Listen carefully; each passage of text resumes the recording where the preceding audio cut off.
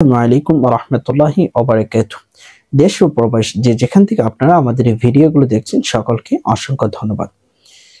প্রিয় দর্শক, আজকে আপনাদের সামনে আলোচনা করব স্বপ্নে আমরা মাছ ধরতে দেখলে সেই স্বপ্নের ব্যাখ্যা কি হবে। অনেকেই আমরা খাল বিল নদী নালা পুকুর বিভিন্ন জায়গায় স্বপ্নে মাছ ধরতে দেখি। তাহলে যদি আমরা মাছ ধরতে দেখি তাহলে আমাদের সেই স্বপ্নের ব্যাখ্যা কি হবে। প্রিয় দর্শক, এখানে দুইটা বিষয় আমাদেরকে খেয়াল করতে হবে। আমরা মাছ ধরতে গিয়ে কি সফল হয়েছি না ব্যর্থ হয়েছি। অনেকেই এই ধরনের স্বপ্ন দেখে থাকেন। আমাদের কমেন্টে একাধিক প্রশ্ন এসেছে এ ব্যাপারে। আজকে ইনশাআল্লাহ সব প্রশ্নগুলোর সমাধান আমি দিব ইনশাআল্লাহ।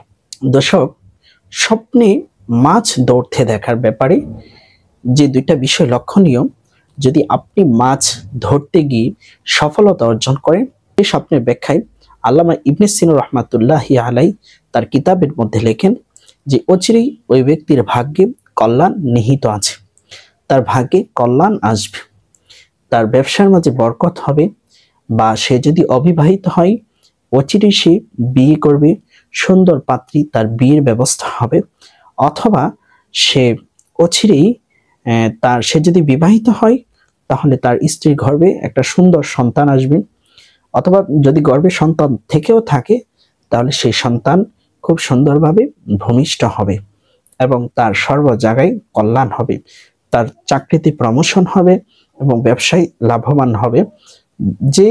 যে পেশায় থাকুক না কেন সে পেশার মধ্যে উন্নতি সাধন করবে, উন্নতি লাভ করবে। আর যদি আমরা সেই মাছটি ধরতে না পারি, স্বপ্নে দেখেছি মাছটা ধরতে পারলাম না, তাই সুলাইমানি খাবনামাতে লেখা আছে যে এই ব্যক্তির কপালে দুঃখ দুর্দশা আসতে পারে। সে যদি চাকরিতে থাকে তার চাকরি তো প্রমোশন হবেই না, বরং তার চাকরিটা আস্তে আস্তে চলে যাওয়ার সম্ভাবনা আছে। সে যদি ব্যবসায়ী হয় তাহলে ব্যবসায়ী ক্ষতি হওয়ার সম্ভাবনা আছে, অথবা সে যদি কোনো পেশায় থাকে বা যে কোনো চাকরিতে থাকে তাহলে তার চাকরিটা চলে যাওয়ার সম্ভাবনা আছে, বা তার জীবনের বা বিভিন্ন সাইড দিয়ে তার সেখানে দুঃখ দুর্দশা অকল্যাণ চলে আসার খুবই সম্ভাবনা আছে। এই জন্য আমরা যখনই এ ধরনের স্বপ্ন দেখি, যদি ভালোটা দেখে থাকি আলহামদুলিল্লাহ, আল্লাহ তাআলার কাছে শুকরিয়া আদায় করব, এবং আমরা যে স্বপ্ন দেখেছি সেই স্বপ্নের ব্যাখ্যার ফলাফল যেন আল্লাহ আমাদের জীবনে বয়ে আনেন। আর যদি আমরা সেই স্বপ্ন অকল্যাণকর দেখি, সেই ঘুম থেকে উঠে আমরা বাম দিকে 3 বার থুতু নিক্ষেপ করব এবং আল্লাহ তাআলার কাছে পানা চাইব যে আল্লাহ, আমি যে স্বপ্ন দেখেছি সেখান থেকে তোমার কাছে পানা চাই। সর্বোপরি আমরা যে ব্যাখ্যাগুলো দিয়েছি সেটা সুলাইমানি খাবনামার ব্যাখ্যা দিয়েছি এবং আল্লামা ইবনে সিনা রাহমাতুল্লাহি আলাইহির অভিমত দিয়েছি। এই ব্যাখ্যা অনেকেই বলেন যে আপনারা হুজুর এটা তো মিলে না, অনেকের সাথে অনেকের মিলে না। দেখুন, স্বপ্নের ব্যাপারটা এটা আমরা আলিমুল গায়েব না, আমরা একুরেটলি বলছি না, তবে সুলাইমানি খাবনামাতে এই ব্যাপারে এটা লেখা আছে এবং আল্লামা ইবনে সিনা রাহমাতুল্লাহির ব্যাখ্যা এটা লেখা আছে। আমরা শুধু জাস্ট আপনাদেরকে এতটুকু বলছি।